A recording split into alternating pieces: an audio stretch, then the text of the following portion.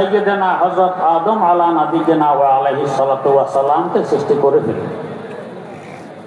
সৃষ্টি করার পর প্রথম কাজ কি করলেন? ইলম শিক্ষা দিলেন।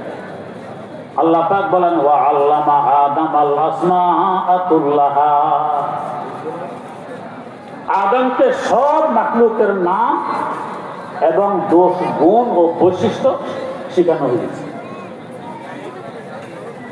বিভিন্ন তাফসীর গ্রন্থের আয়াত আছে, শুধু নাম নয়, দোষ গুণ এবং বৈশিষ্ট্য সহকারে সমস্ত মাখলুকের নাম, দোষ গুণ ও বৈশিষ্ট্য শিখা মুখস্থ করা ফেরেশতাদের সামনে পরীক্ষার হলে আল্লাহ পাকের দরবারে জবাব দিয়ে দেওয়া সাধারণ কথা। মাখলুকের সংখ্যা কত?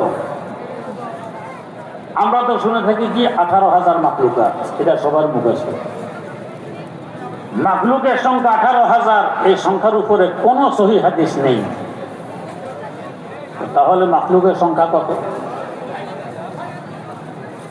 তাফসীরে মারিফুল কোরআনে লেখে মাখলুকের সংখ্যা 18,000 নয়, আলামের সংখ্যা 18,000। আলাম মানে জগৎ।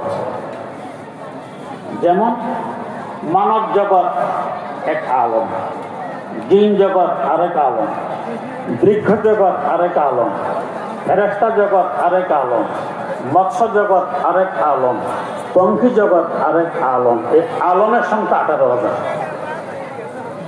এক এক আলমের মধ্যেই তো অসংখ্য কোটি মাখলুক। বৃক্ষ জগতের দিকে তাকাইলে সারা দুনিয়ার গাছ কি আম গাছ, কত লক্ষ প্রকারের গাছ আছে। মৎস্য জগতের দিকে তাকাইলে সারা দুনিয়ার মাছ কি কই মাছ, লক্ষ রকমের মাছ আছে। আলমের সংখ্যা 18,000, সব মিলাইলে মাখলুকের সংখ্যা 18,000 হয় কি করে? আর তাফসীরে রুহুল বায়ানে লেখে আল্লাহ পাক 18,000 আলম সৃষ্টি করেছেন ওয়া দুনিয়া মিনহা।